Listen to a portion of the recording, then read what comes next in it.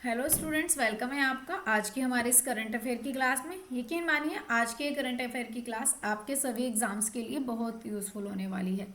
इसमें जितने भी क्वेश्चन लिए हैं वो आपके एग्जाम के पॉइंट ऑफ व्यू से बहुत इंपॉर्टेंट होंगे। क्लास को लास्ट तक देखिएगा। यदि आपको क्लास का पीडीएफ चाहिए या क्लास से संबंधित और भी जितनी भी चीज़ें हैं वो सब चाहिए तो आपको डिस्क्रिप्शन में टेलीग्राम लिंक दिया हुआ है, वहाँ जाएंगे और टेलीग्राम चैनल ज्वाइन कर लेंगे। वहाँ पर आपको पीडीएफ मिल जाएगा और बाकी सारी चीज़ें भी मिल जाएंगी। जो बच्चे पहली बार इस चैनल पर आए हैं तो चैनल को सब्सक्राइब कर लेंगे। क्लास अगर आपको अच्छी लगती है तो लाइक करेंगे। चलिए क्लास को लास्ट तक देखिएगा, बहुत यूजफुल आपकी क्लास होने वाली है। हर सवाल आपके एग्जाम के दृष्टिकोण से बहुत इंपॉर्टेंट है। स्टार्ट करते हैं सवाल नंबर 1। क्वेश्चन नंबर 1 है यहाँ पे कि हाल ही में पहला स्टील्थ फ्रिगेट युद्धपोत नीलगिरी नाम है इसका। ठीक है, तो ये नीलगिरी नौसेना में शामिल किया गया है। इसका संबंध जो है किस प्रोजेक्ट से है? तो भाई जो ये एक युद्धपोत है जिसका नाम है स्टील्थ फ्रिगेट युद्धपोत नीलगिरी, तो ये नीलगिरी जो है नौसेना में शामिल किया गया है। नीलगिरी जो युद्धपोत बनाया गया था किस प्रोजेक्ट के तहत? इसका संबंध प्रोजेक्ट 15 से संबंध रखता है, प्रोजेक्ट 15A, प्रोजेक्ट 15B या फिर प्रोजेक्ट 70A। चलिए अगर बात करी जाए, देखो यहाँ पे नीलगिरी की, तो जो ये नीलगिरी प्रोजेक्ट है हमारा, इस नीलगिरी प्रोजेक्ट की बात करें तो भाई इसका जो संबंध है ये संबंध रखता है किस प्रोजेक्ट से? तो ये संबंध रखता है जी, इसका जो प्रोजेक्ट होगा प्रोजेक्ट 17A होगा। क्या होगा? Project 17A। अच्छा, खासियत क्या है? तो भाई खास बात इसकी ये है कि पहला स्टील्थ फ्रिगेट है। कैसा है? ये है भाई आपका पहला स्टील्थ फ्रिगेट युद्धपोत है ना यानी कि ये आपका पहला स्टील्थ फ्रिगेट है। ठीक है, ये युद्धपोत है पहला। अच्छा, दूसरी बात यहाँ पे करें तो भाई क्या है, ये स्टील्थ की बात करें तो ये जो स्टील्थ है ये काम क्या करेगा भाई? ये जो है आपका रडार की पकड़ में नहीं आएगा। क्या है? यानी कि ये जो है रडार की पकड़ में भी नहीं आएगा। ठीक है। अच्छा, दूसरी बात क्या है? फ्रिगेट है तो मतलब ये क्या है? ये भाई छोटा भी है। ये कैसा है? ये है आपका छोटा युद्धपोत भी है। ठीक है, छोटा युद्धपोत भी है। अच्छा, दूसरी बात यहाँ पे एक युद्धपोत, इसका मतलब ये जो है आपका जो नीलगिरी है ये प्रोजेक्ट 17A के तहत है और ये पहला ऐसा है जो स्टील्थ है यानी कि रडार की पकड़ में नहीं आने वाला है। फ्रिगेट है मतलब छोटा युद्धपोत है। ठीक है। अच्छा, एक और है, देखो यहाँ पे प्रोजेक्ट 15B। अगर आंसर तो इसका ऑप्शन डी हो जाएगा, लेकिन इसकी भी बात कर लूँ कि जो प्रोजेक्ट 15B है इसका संबंध प्रोजेक्ट 15B की बात करी जाए तो ये जो संबंध रखता है प्रोजेक्ट 15B ये INS सूरत से रखता है। किससे? जो INS सूरत के द्वारा बनाया गया था इससे संबंध रखता है। अच्छा, इसकी बात करें तो इसमें जो है 4 गाइडेड मिसाइल जहाज है। ये कैसा है? तो ये आपका 4 गाइडेड मिसाइल है। ठीक है, 4 गाइडेड मिसाइल जहाज हो जाएगा। ठीक है, चलिए तो इसकी खास बात ये हो जाएगी, तो इसका सही आंसर हो जाएगा इसका ऑप्शन डी। यहाँ पे आप देखेंगे तो ये है हमारा पहला, यहाँ पे बात करें तो युद्धपोत यानी कि स्टील्थ जहाज।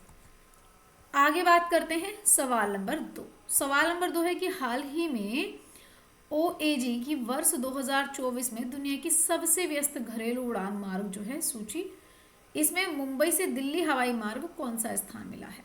देखो अभी जो है यहाँ पे अगर बात करी जाए कि भाई पूरी दुनिया में सबसे व्यस्त घरेलू उड़ान मार्ग यानी कि देश में ही एक साइड को दूसरी साइड से जोड़ने के लिए सबसे घरेलू व्यस्त मार्ग कौन सा है, और इंडिया का जो दिल्ली मुंबई मार्ग है इसको कौन सा स्थान मिला है? ठीक है, तो भाई इसको 6वां स्थान मिला है, 7वां, 8वां या फिर 9वां। चलिए, व्यस्त घरेलू हवाई मार्ग की बात कर रहे हैं हम, बात कर रहे हैं यहाँ पे आपसे कि भाई व्यस्त घरेलू हवाई मार्ग। ठीक है, अगर इसकी बात करी जाए तो सबसे पहली बात ये आती है कि भाई जो ये दिल्ली मुंबई उसने पूछा है कि भाई अगर हमें मुंबई से दिल्ली वाले एरिया तक की बात करें तो भाई ये कितना व्यस्त है ना? अगर इसकी बात करी जाए तो ये कितना व्यस्त है भाई? ये दुनिया में ऐसे 7 और व्यस्त मार्ग हैं, लेकिन दुनिया में ये आता है 8वें नंबर पर। कौन से नंबर पर आता है? 8वें नंबर पर आता है। अच्छा, दूसरी बात ये है कि भाई पहली बार जो है अगर बात करी जाए कि यहाँ पे या पहला जो मार्ग है सबसे ज़्यादा, या फर्स्ट नंबर पर कौन है जो सबसे ज़्यादा घरेलू व्यस्त है। फर्स्ट नंबर की बात करी जाए तो भाई पहला कौन है जो सबसे ज़्यादा घरेलू है दुनिया में, तो भाई ये है साउथ कोरिया का। कौन सा है, ये है आपका साउथ कोरिया की बात करी जाए तो भाई ये मार्ग है आपका साउथ कोरिया का। ठीक है। अच्छा, कौन सा, जेजू से सियोल तक। कहाँ से भाई, जेजू शहर से सियोल शहर तक। ठीक है, जो सियोल शहर है ये वाला सबसे व्यस्त मार्ग है दुनिया का। अच्छा, फर्स्ट नंबर पर आने वाला। अच्छा, दूसरी बात ये आती है कि यहाँ पर अगर बात करी जाए कि भाई यहाँ पर तो सबसे बड़ी एयरलाइंस कंपनी कौन सी हो जाएगी इंडिया में, अगर बात करें तो एक सवाल और बनता है कि भारत में सबसे बड़ी एयरलाइंस, ठीक है, सबसे बड़ी एयरलाइंस कौन सी हो जाएगी। सबसे बड़ी एयरलाइंस कौन सी हो जाएगी इंडिया में, तो भाई ये हो जाएगी आपकी ये एयरलाइंस कंपनी, तो ये हो जाएगी इंडिगो। कौन सी हो जाएगी, ये हो जाएगी आपकी इंडिगो। ठीक है, चलिए आगे बात कर लेते हैं, नेक्स्ट अगले सवाल की तरफ बात करते हैं। अच्छा, क्या बोलते हैं हवाई उड्डयन मंत्री कौन है, अगर बात करी जाए कि भाई यहाँ पे एविएशन मिनिस्टर कौन हो जाएंगे, अगर आपसे पूछे एविएशन मिनिस्टर की बात करी जाए तो भाई ये कौन हो जाएंगे, तो एविएशन मिनिस्टर हो जाएंगे राम मोहन नायडू। कौन हो जाएंगे, ये हो जाएंगे आपके राम मोहन नायडू की बात करी जाए तो ये हो जाएंगे। ठीक है, फिलहाल इसका आंसर हो जाएगा option c is the correct answer. 8वां ऐसा हवाई और मुंबई दिल्ली मुंबई वाला मार्ग है जो 8वें नंबर पर है दुनिया में व्यस्तता के अनुसार घरेलू हवाई मार्ग में। ठीक है, चलिए तो ये इंडेक्स है, ये देखो यहाँ पे सबसे पहले सबसे फर्स्ट नंबर पर कौन है, तो यहाँ पे देखो जेजू से सियोल, ये सबसे ज़्यादा व्यस्त है, फर्स्ट रैंक पर है। और अगर इसके सेकंड की बात करें तो सेकंड है आपका यहाँ पे सोप्रो से टोक्यो जो जापान का हो जाएगा। और इंडिया की बात करें तो इंडिया है हमारा 8 नंबर पर मुंबई से दिल्ली। ठीक है, चलिए भाई तो यहाँ पर अगर बात करी जाए तो ये 2023 की रैंक की अगर मैं बात करूँ तो 2023 में ये 9वें नंबर पर था, लेकिन इस बार आपका 8वें नंबर पर आ चुका है। कौन से पर, 2024 में ये 8वें नंबर पर है, 2019 में 9वें नंबर पर था। जबकि जीजू से सियोल की बात करें तो ये जो था भाई पहले भी फर्स्ट नंबर पर था और आज भी फर्स्ट नंबर पर है, यानी कि लगातार अगर देखा जाए तो 5 इंडेक्स में 5 रैंक तक वही देश बने हुए हैं। ठीक है, चलिए आगे बात कर लेते हैं, तो भैया कुछ आपके सामने है। नेक्स्ट आगे बात करते हैं, अगला सवाल नंबर 3। सवाल नंबर 3 है कि WHO की नवीनतम विश्व मलेरिया रिपोर्ट 2024, इसके अनुसार मलेरिया से होने वाली जो मौतें हैं उनकी संख्या में 97% कमी की गई है। अच्छा, तो भाई ये कहाँ पर 97% जो है कमी, ये किसने बताई है, WHO ने अपनी रिपोर्ट में बताया कि एक ऐसा देश है जहाँ पे 97% मलेरिया से जो मौतें होनी थी वो कम हो गई हैं। वियतनाम ने ऐसा बताया है, इंडोनेशिया में, या फिर मलेशिया में, या भारत में, कौन सा देश है ऐसा करने वाला। चलिए WHO की बात करी जाए, देखो WHO की बात करूँ मैं तो WHO ने अपनी एक रिपोर्ट दी है और इस रिपोर्ट में ये 2024 की इनकी रिपोर्ट है और इस रिपोर्ट में WHO ने कहा है कि भैया मलेरिया जो है बहुत कम हो चुका है। यानी कि इसने कहा है कि जो मलेरिया के मामले हैं, इन मलेरिया के मामलों की बात करी जाए तो जो मलेरिया के मामले हैं इन मामलों को लेकर के और साथ में इनमें मौतों को लेकर के जो इसमें मौत हो रही थी, ठीक है, इनमें 97% की कमी करी है। अच्छा, किसने करी है, इसमें जो कमी करी है ये करी है हमारे देश भारत ने। ठीक है, WHO ने बाकायदा खुद बताया है कि भाई इसमें 97% की कमी करी है। अच्छा, कब से करी है, अगर बात करें भाई कब से ये आंकड़ा लगाया गया है, तो ये आंकड़ा लगाया गया है 1947 से और 2024 तक का। ठीक है, चलिए सॉरी 2023 तक का, 2023 तक की बात करी जाए तो ये आंकड़ा लगाया गया है आपका 2023 तक का। ठीक है, चलिए आंकड़ा लगाया है भाई इन्होंने 2023 तक का। अच्छा, जो 1947 की बात करें 1947 में लगभग 8 लाख लोग जो थे यहाँ पे 8 लाख लोग आपके एक वर्ष में मर जा रहे थे। ठीक है, प्रति वर्ष मर रहे थे 8 लाख लोग। ठीक है, मलेरिया से मौतें हो रही थी, या मैं कहूँ कि इतनी जो थी मलेरिया मौत थी, मलेरिया की मौत होती थी इतनी। अच्छा, अब 2023 की बात करें तो सिर्फ और सिर्फ भाई 83 यानी कि 83 मलेरिया मौतें, यानी कि 83 प्रति वर्ष मलेरिया मौतें देखी जा रही हैं, ठीक है, मलेरिया से मौतें हो रही हैं, मतलब कि 90%, 97% की कमी की गई है। कब से? 1947 से 2023 तक, ठीक है। अच्छा, दूसरी बात अगर यहाँ पे बात करें कि भाई क्या बोलते हैं WHO का टारगेट क्या है, अगर बात करी जाए यहाँ पे WHO की, तो भाई WHO का टारगेट की बात करें कि इसका लक्ष्य क्या है। WHO का टारगेट ये है कि 2030 तक मलेरिया मुक्त करना। क्या है? 2030 तक मलेरिया मुक्त करना, ठीक है। चलिए, ये इसका टारगेट है। अच्छा, कुछ और एक्स्ट्रा इन्फॉर्मेशन देखें। बिल्कुल, हमारे यहाँ पे देखो कुछ ऐसे भी हैं, 3, मैं कहूँ लद्दाख, लक्षद्वीप और पुदुचेरी, हमारे पास ऐसे 3 यूनियन टेरिटरी हैं हमारे पास में जहाँ पे बिल्कुल भी मौतें नहीं हुई हैं मलेरिया से। अगर बात करें, एक है आपका लक्षद्वीप और एक है आपका पुदुचेरी, लक्षद्वीप, पुदुचेरी और आपका लद्दाख। अगर इनकी बात करी जाए तो इनकी बात करें तीनों की, तो भाई यहाँ पे आपकी 0% मौत हुई है, ठीक है। यहाँ पे आपकी 0% मौत हुई है, मतलब यहाँ पे मलेरिया के कोई मामले नहीं हैं। तो भाई 97% कमी किसने करी है? ये करी है आपकी इंडिया ने। आंसर होगा ऑप्शन डी, ठीक है।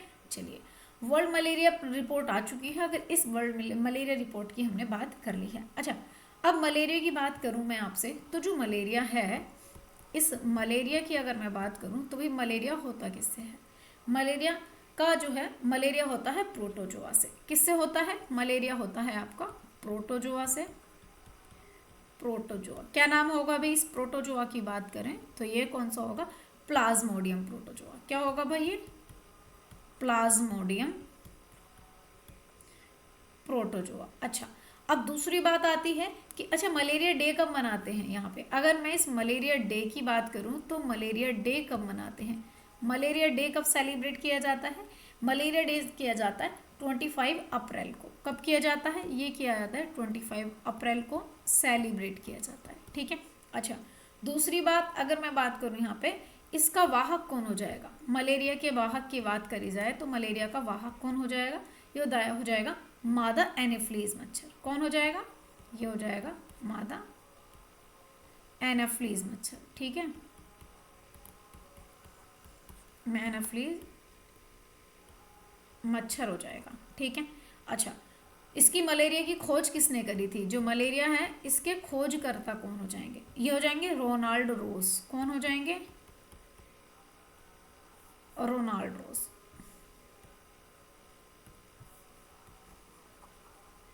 हाँ, कौन है? इनका नाम हो जाएगा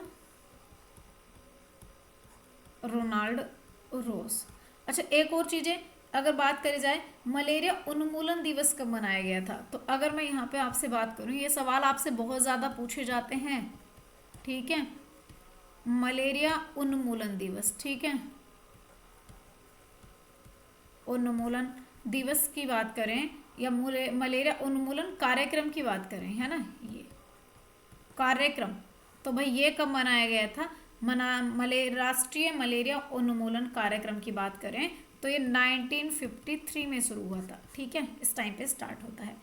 चलिए, अगला सवाल है सवाल नंबर 4। सवाल नंबर 4 को देखें कि हॉकी इंडिया लीग 2024-25 का आगाज कहाँ हुआ है? तो जो हॉकी इंडिया लीग 2024-25 है, इसका आगाज कहाँ होगा भाई? ये उड़ीसा में होगा, पंजाब में, बिहार में, महाराष्ट्र में। कहाँ पर होगा? चलिए, बात किसकी कर रहे हैं? बात कर रहे हैं हम हॉकी इंडिया लीग की, और ये भी 2024-25 की बात हम कर रहे हैं, ठीक है।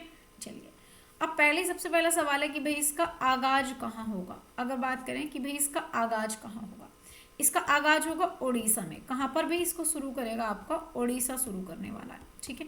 उड़ीसा में भी कहाँ पर? राउरकेला में। कहाँ पर? राउरकेला की बात करें तो ये राउरकेला में यहाँ पे शुरू होगा। अच्छा, कौन सा स्टेडियम होगा? अगर स्टेडियम की बात करें तो भाई कौन सा स्टेडियम होगा? ये होगा भगवान बिरसा मुंडा स्टेडियम। कौन सा होगा? भगवान बिरसा मुंडा की बात करें, भगवान बिरसा मुंडा स्टेडियम, तो ये स्टेडियम होगा। अच्छा, इस स्टेडियम की खास बात, ये सबसे बिगेस्ट स्टेडियम होगा। ये अगर बात करें तो ये सबसे बिगेस्ट स्टेडियम होगा, ठीक है। अच्छा, दूसरी बात करें तो यहाँ पे कितनी टीमें होंगी देखिए। अच्छा, ये जो है आगाज जो करेगा उड़ीसा करेगा, राउरकेला। अच्छा, एक बात और, इसका आयोजन की बात करी जाए कि भाई इसका जो आयोजन होगा, इसका आयोजन कहाँ होगा। इसका आयोजन दो जगह पर होगा, एक तो होगा उड़ीसा में और एक होगा छत्तीसगढ़ में। कहाँ होगा, एक होगा छत्तीसगढ़ में, ठीक है। दो जगह इसका आयोजन होगा। उड़ीसा में कहाँ होगा, उड़ीसा में होगा राउरकेला में, ठीक है, राउरकेला में। और छत्तीसगढ़ में कहाँ होगा, ये होगा आपका रांची में, ठीक है। तो ये कहाँ होगा, सॉरी माफ़ कीजिएगा, झारखंड, ओफो दिमाग से स्लिप हो गया, ये रांची आपका झारखंड में पड़ता है, माफ़ कीजिएगा, कैपिटल है इसकी। ये होगा झारखंड में, ठीक है, ये होगा आपका झारखंड में, ठीक है। चलिए, तो अब दूसरी बात यहाँ पर अगर हम करें कि भाई इसका जो है आयोजन दो, उड़ीसा का राउरकेला, झारखंड का रांची, इसका आयोजन करने वाले हैं, ठीक है।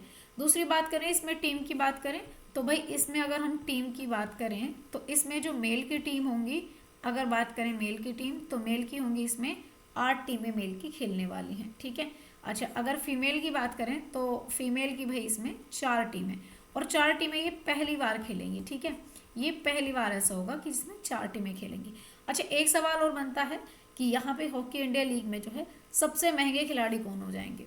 देखो, अगर आईपीएल की बात करें तो वो तो भाई आपके ऋषभ पंत थे सबसे महंगे खिलाड़ी, लेकिन अगर हॉकी इंडिया लीग की बात करें तो सबसे महंगे खिलाड़ी की बात करी जाए तो भाई ये सबसे महंगे खिलाड़ी कौन होंगे इसमें, है ना। तो अगर यहाँ पे मैं मेल की बात करूँ तो भाई आपके जो मेल होंगे और फीमेल में बात करें, जो मेल खिलाड़ी होंगे वो कौन होंगे आपके, ये होंगे हरमनप्रीत सिंह। कौन होंगे, ये होंगे आपके हरमनप्रीत की बात करें, हरमनप्रीत सिंह, ये सबसे महंगे खिलाड़ी होंगे। और ये कितने होंगे, 78 लाख के, कितने, 78 लाख के, ठीक है। अच्छा, अब यहाँ पे बात आती है फीमेल की, तो जो फीमेल खिलाड़ी हैं अगर इनकी बात करें तो ये कौन होंगी, उदित दुहान। कौन होंगी, ये होंगी आपकी उदित दुहान की बात करें तो ये होंगी, और उदित दुहान की बात करें तो भाई इनको ये हैं कितने में, 32 लाख में, ठीक है। चलिए, सही आंसर क्या होगा इसका, सही आंसर होगा उड़ीसा, इसका आयोजन करेगा उड़ीसा, है ना। ऑप्शन ए बिल्कुल सही आंसर हो जाएगा। अगला सवाल नंबर 5 है। चलिए देखते हैं सवाल नंबर 5। हाल ही में दिवंगत मनमोहन सिंह जी ने कौन सी जिम्मेदारियां निभाई थी। कुछ मैंने यहाँ पे देखो, ये सबको पता है डॉक्टर मनमोहन सिंह की डेथ हो चुकी है, उनका निधन हो चुका है ना, बिल्कुल। अब उनके बारे में जो एक्स्ट्रा इन्फॉर्मेशन है, ये नहीं पूछेगा कि उनका निधन कब हुआ है, लेकिन सवाल ये ज़रूर आएगा कि वो कौन थे और उन्हें कौन कौन से सम्मान मिले थे, है ना। तो ये प्रधानमंत्री रहे थे, वित्त मंत्री रहे थे, आरबीआई के गवर्नर भी रहे थे। तो हाँ बिल्कुल, ये चारों चीज़ें बिल्कुल ठीक हैं, आंसर ऑप्शन डी होगा।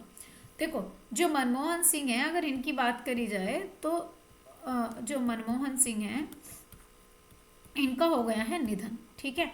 अब मनमोहन सिंह के निधन होने के बाद में ये 92 वर्ष यानी कि 92 साल के थे, 92 वर्ष में उनकी डेथ होगी। दूसरी बात क्या है कि भाई इन्हें कोई पुरस्कार मिला था क्या। हाँ, एक सवाल आपसे बहुत ज़्यादा पूछा जाएगा, इनको पद्म विभूषण मिला था। क्या मिला था भाई इनको मिला था पद्म विभूषण विजेता हैं, पद्म विभूषण प्राप्त करता है। और ये कब मिला था इन्हें, ये सवाल बनेगा आपसे, 1987 में पद्म विभूषण मिला था इन्हें। अच्छा, प्रधानमंत्री कब से कब तक रहे थे ये, अगर इनको पीएम की बात करें तो भाई ये 2004 से 2014 तक ये प्रधानमंत्री पद पर रहे थे। दूसरी बात, अच्छा आरबीआई के गवर्नर भी रहे थे, ये आरबीआई के गवर्नर भी रहे थे, और जब आरबीआई के गवर्नर थे और साथ साथ में आप देखेंगे ये वित्त मंत्री भी रहे थे और ये प्रधानमंत्री भी रहे थे, ठीक है। अच्छा, इन्होंने योजना आयोग का उपाध्यक्ष, हाँ बिल्कुल ये योजना आयोग के उपाध्यक्ष भी रहे। और इसके बाद में नए आर्थिक सुधार कौन लाया था, अगर बात करी जाए यहाँ पे नए आर्थिक सुधार की बात करें तो भाई ये कौन लेकर के आए थे नए आर्थिक सुधार, जब देश पूरा विश्व गरीबी में था लेकिन भारत पर आंच नहीं आई थी, तो भारत को संभालने वाले यही थे डॉक्टर मनमोहन सिंह। अब बात करें कि नए आर्थिक सुधार, या मैं कहूँ कि जो एनपी रिफॉर्म लेकर के आए थे, तो ये कौन लेकर के आए थे, एनपी ये लेकर के आए थे मनमोहन सिंह। साथ में इन्होंने एलपीजी रिफॉर्म भी लेकर के आए थे, यानी कि अगर यहाँ पे एलपीजी की बात करी जाए, एलपीजी, ठीक है, तो एलपीजी भी मनमोहन लेकर के आए थे, यानी कि उदारीकरण, निजीकरण और वैश्वीकरण की बात करी जाए, उदारीकरण, वैश्वीकरण,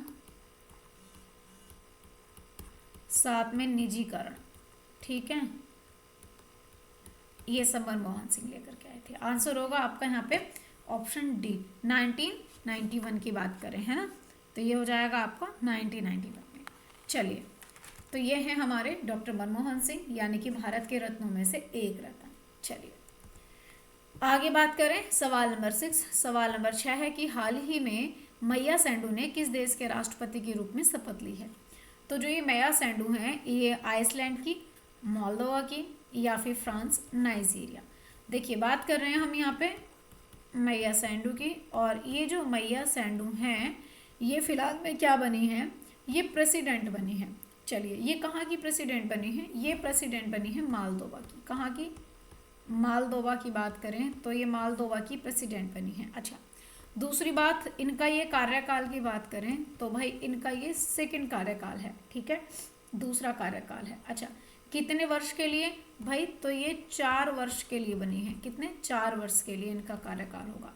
दूसरी बात, एक बात और है कि ये भाई इम्पोर्टेंट किस लिए है, क्योंकि ये जो है ये मालदोवा की पहली महिला राष्ट्रपति हैं, यानी कि ये यहाँ की प्रथम महिला राष्ट्रपति हैं, इसलिए इम्पोर्टेंट है, ठीक है। और आपको एग्जाम में जो आपसे परिचित नाम होते हैं वो कम पूछे जाते हैं, जो आपसे थोड़े से अलग नाम होते हैं वो ज़्यादा पूछे जाते हैं। आंसर होगा ऑप्शन बी। तो यहाँ पे देखेंगे ये हैं आपकी मैया सेंडू। अगला सवाल है सवाल नंबर 7। सवाल नंबर 7 है, हाल ही में पैराप्लेजिक व्यक्तियों के लिए जो है यहाँ पे वॉक ऑन सूट F1 ये रोबोट विकसित किया है। किसने इसको डेवलप किया है, यूएसए के द्वारा डेवलप किया गया है, या साउथ कोरिया के द्वारा, जापान के द्वारा, या फिर ऑस्ट्रेलिया के द्वारा। देखिए, वॉक ऑन सूट 1 की बात कर रहे हैं हम, किसकी बात कर रहे हैं यहाँ पे, हम बात कर रहे हैं यहाँ पे वॉक ऑन सूट F1 की बात कर रहे हैं, ठीक है, और ये रोबोट है, ठीक है। चलिए, इसको जो है डेवलप किया गया है। अब इसको डेवलप किसने किया है, अगर बात करें तो इसका विकास भाई किसके द्वारा किया गया है, इसको विकसित किसने किया है, तो इसका विकास किया है साउथ कोरिया ने। किसने किया है, अगर बात करी जाए दक्षिण कोरिया की, तो इसका विकास दक्षिण कोरिया ने किया है। अच्छा, उपयोग क्या होगा अगर इसकी बात करें तो भाई ये जो उपयोग की बात करें, उपयोग होगा इसका कि भाई ये जो है इससे चल सकते हैं, यानी कि चलने के लिए उपयोग होगा, और साथ साथ में ये जो यूज़ किया जाएगा सीढ़ियों पर चढ़ने के लिए, जो सीढ़ी होती हैं इन सीढ़ियों पर भी चढ़ने के लिए इसका उपयोग किया जाएगा, ठीक है। अच्छा, दूसरी बात है कि इसका वजन कितना होगा, लगभग तो वजन की बात करें तो जी 50 किलोग्राम का ये यहाँ पर होने वाला है। अच्छा, थोड़ा हल्का होगा, बिल्कुल हाँ, 50 ग्राम का हल्का सा होगा। दूसरी बात ये आती है कि भाई इसमें कौन कौन से, इस मटेरियल में कौन कौन से जो है मटेरियल का यूज़ किया गया है। अगर यहाँ पे मटेरियल की बात करी जाए तो कौन कौन से मटेरियल यूज़ किए गए हैं भाई, इसमें एल्यूमिनियम यूज़ किया गया है, एल्यूमिनियम, ठीक है, और इसमें टाइटेनियम यूज़ किया गया है। टाइटेनियम की बात करी जाए तो इसमें टाइटेनियम यूज़ किया गया है। अच्छा, और इसमें जो है एक चीज़, इसमें इलेक्ट्रिक बैटरी रखी गई है। क्या रखी गई है, इसमें इलेक्ट्रिक बैटरी रखी गई है, ठीक है, इलेक्ट्रिक बैटरी रखी गई है। दूसरी बात है, अब इनका इस्तेमाल कौन लोग करेंगे, इसका प्रयोग कौन लोग करेंगे, तो अगर इसकी बात करें कि भाई इसका प्रयोग करेंगे जो विकलांग व्यक्ति हैं, या तो जो विकलांग व्यक्ति हैं, या फिर जो कैसे हैं मैंने पैराप्लेजिक लोग हैं, पैराप्लेजिक लोग, वो इसका इस्तेमाल करेंगे। और इसको साउथ कोरिया ने बनाया है, ठीक है। आंसर होगा ऑप्शन बी। किस प्रकार का होगा, ये इस प्रकार का होगा जो ईजिली चलाया जा सकता है। अगर मान लिया जाए यहाँ पे सीढ़ियों से उतरने के लिए भी, साथ में सीढ़ियों पे चढ़ने, नॉर्मल चलने के लिए, ठीक है। चलिए, अगला सवाल नंबर 8। सवाल नंबर 8 है आपका यहाँ पे, चुनाव आयोग ने, या चुनाव आयोग के अनुसार वर्ष 2024 की लोकसभा चुनावों में महिलाओं का मतदान कितने % रहा है। ये सवाल आप स्टार मार्क कर लेंगे, बहुत इंपॉर्टेंट सवाल होगा, ठीक है। महिलाओं ने 45.78%, 55.78%, 65.78%, 75.78%। कितना परसेंट जो है महिलाओं का योगदान रहा है इस चुनाव में, लोकसभा का चुनाव 2024 में। चलिए बात करें महिलाओं के मतदान की, है ना। हम बात कर रहे हैं यहाँ पर महिला मतदान की। अब महिला मतदान की बात करी जाए तो सबसे पहली बात है कि भाई ये कौन सा चुनाव था, 18वीं लोकसभा के चुनाव की बात करें, 18वीं लोकसभा का चुनाव था, ठीक है। अब इस चुनाव में बात करें तो सबसे पहले, अच्छा इसमें कितने चरण थे, अगर चरणों की बात करें तो ये जो था आपका 7 चरणों में पूरा हुआ था ये लोकसभा का चुनाव। इसमें कुल कितना मतदान हुआ है, अगर कुल मतदान की बात करें तो भाई कितना मतदान हुआ। अब ये मत कहना कि फ़ोन नंबर बता रही हूँ, 9795151847, ठीक है। इतना मतदान हुआ है, इतना मतदान हुआ है। इसको अगर परसेंट में कहूँ तो भाई टोटल जनसंख्या या टोटल लोगों का, जितने मतदाता वोटर लिस्ट में थे, तो उनका 64.6 करोड़ लोग जो थे यहाँ पे, इस तरीके से कहूँ तो इतने लोगों ने, इतने करोड़ मतदान यहाँ पे हुआ है, ठीक है। चलो दूसरी बात अगर बात करी जाए यहाँ पे कि भाई 2019 की तुलना में, अगर 2019 में जो चुनाव हुआ था, इस 2019 की तुलना में अगर बात करें हम, तो 2019 की तुलना में कंपैरिजन में, तो ये 7.4% जो है यहाँ पे, इतना ज़्यादा, ये मैं कहूँ कि इतना अधिक मतदान हुआ है, ठीक है। पिछली बार 2019 में लगभग 7.4% लोगों ने अपना मत नहीं दिया था। 2019 को अगर तुलना में करें तो इतना अधिक हुआ है 2024 में। अच्छा, दूसरी बात यह आती है कि यहाँ पे क्या बोलते हैं, मेल का और फीमेल का कितना मतदान रहा है ना। तो भाई अगर बात करें यहाँ पे मेल की और बात करें यहाँ पे फीमेल की, है ना, मेल ने जो मतदान किया है तो ऐसे कितने परसेंट, 65.55%। तो भाई मेल थे जिन्होंने मतदान किया है। अच्छा, फीमेल की बात करें तो फीमेल कितना परसेंट थी, फीमेल थी 65.78% फीमेल का मतदान रहा है, ठीक है। तो उसने किसका पूछा है, फीमेल का, 65.78 आंसर होगा ऑप्शन सी। मेल का कितना है, 65.55%, ठीक है। अच्छा, सर्वाधिक मतदान कहाँ हुआ है, सवाल आपसे ये पूछेगा कि सबसे ज़्यादा मतदान कहाँ हुआ है, किस राज्य में।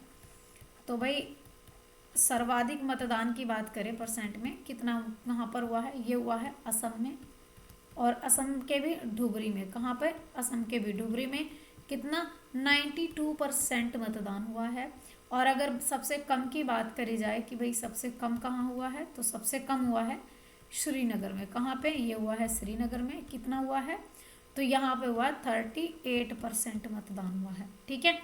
चलिए, तो इस सवाल से जितनी भी संबंधित इंपॉर्टेंट इन्फॉर्मेशन थी वो सब आपको दी है। आगे बात करते हैं, तो आप देखेंगे 2019 से 2024 में जो मतदान हुआ है, देखेंगे।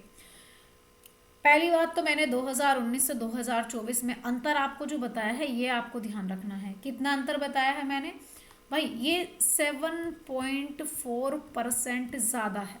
कैसा है, ज़्यादा मतदान हुआ है, ठीक है।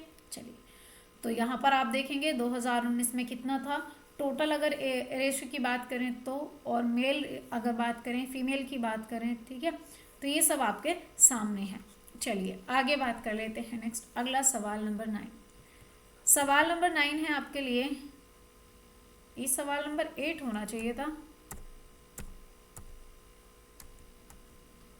एक सवाल कहाँ गया, सही तो था, हाँ ठीक है।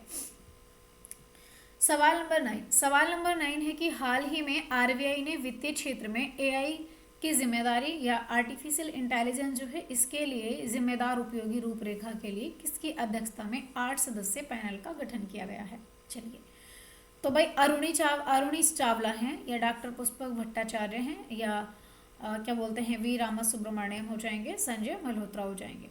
बात किसकी कर रहे हैं भाई, आरबीआई की। आरबीआई वित्तीय क्षेत्र में एआई की जिम्मेदारियों की उपयोगिता की, है ना। तो भाई जो आरबीआई की बात कर रहे हैं, और आरबीआई की भी उनकी बात कर रहे हैं जो वित्तीय क्षेत्र में एआई के लिए जिम्मेदारी और उपयोगिता की रूपरेखा है, इसको लेकर के हम बात कर रहे हैं। तो भाई आरबीआई ने जो कमेटी बनाई है, समिति, तो जो ये समिति बनाई है ये 8 सदस्य समिति बनाई है। कितने? 8 सदस्य एक समिति बनाई है। ठीक है, अगर इस समिति की बात करी जाए तो भाई इस समिति के हेड कौन होंगे? इस समिति की अगर हेड की बात करी जाए तो हेड कौन होंगे इस समिति के? ये हो जाएंगे हमारी, अगर बात करें तो ये पुष्पक भट्टाचार्य हो जाएंगे, है ना। यानी कि अगर बात करें कि आईआईटी बॉम्बे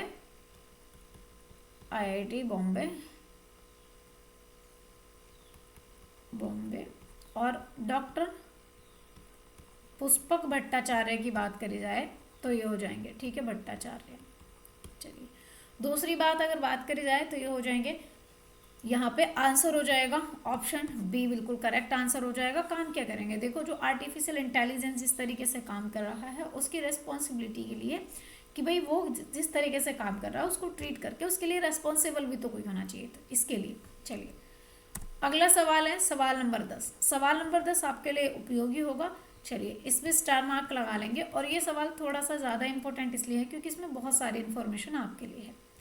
हाल ही में बेलगांव कांग्रेस अधिवेशन के शताब्दी समारोह का आयोजन कहाँ हुआ है?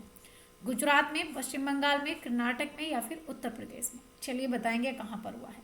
देखो, पहली बात तो जो बेलगांव था, बेलगांव अधिवेशन या बेलगांव था, वो कहाँ पर था? तो बस आपको इसका आंसर मिल जाएगा। चलिए, फिलहाल हम इसकी पूरी बातचीत करेंगे खोल खाल के इस सवाल को।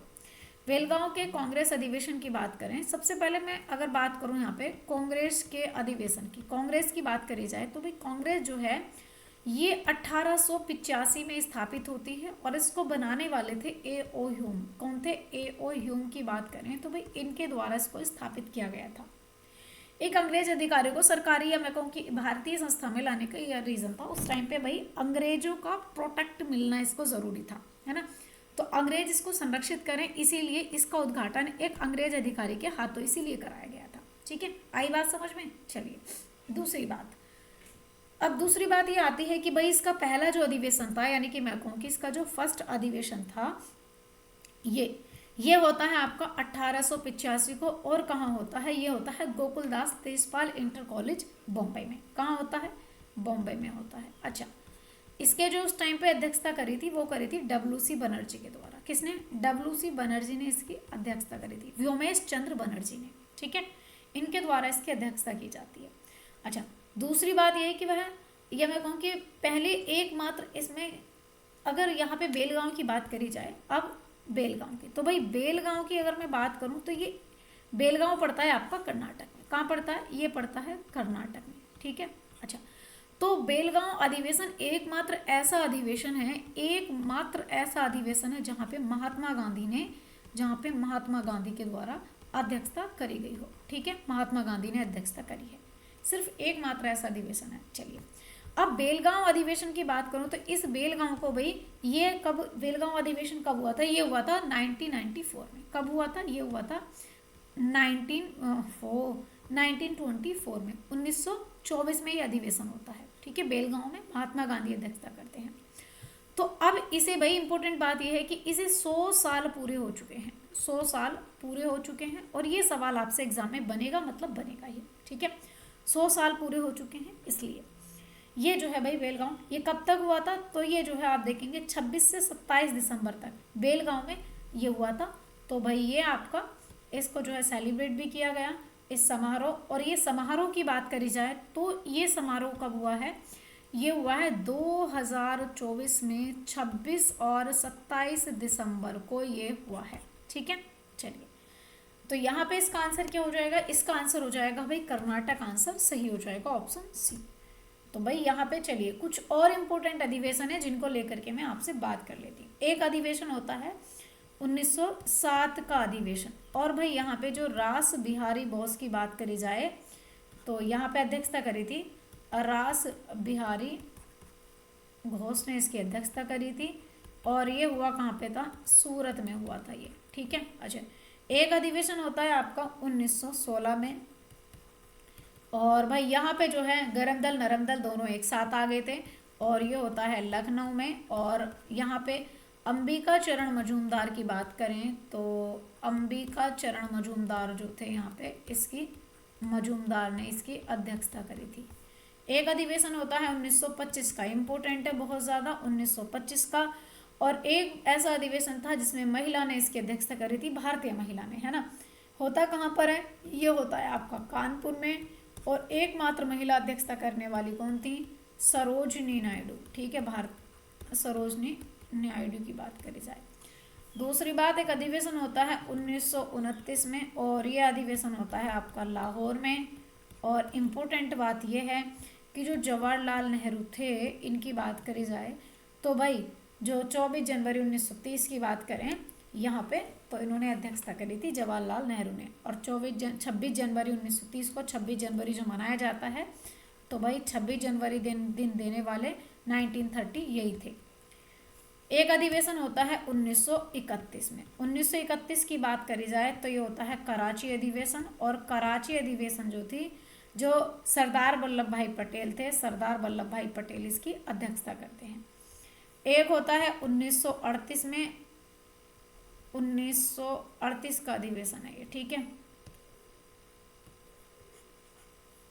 हाँ, ये अधिवेशन है आपका 1938 का, 1938 का अधिवेशन है। और ये होता है हरिपुरा में। कहाँ होता है, हरिपुरा में होता है। और यहाँ पे सुभाष चंद्र बोस के द्वारा अध्यक्षता की गई थी। और एक होता है 1946 में, और ये मेरठ में हुआ था अधिवेशन। और भाई यहाँ पे जो JB कृपलानी थी, इन JB कृपलानी के द्वारा अध्यक्षता की गई थी, ठीक है।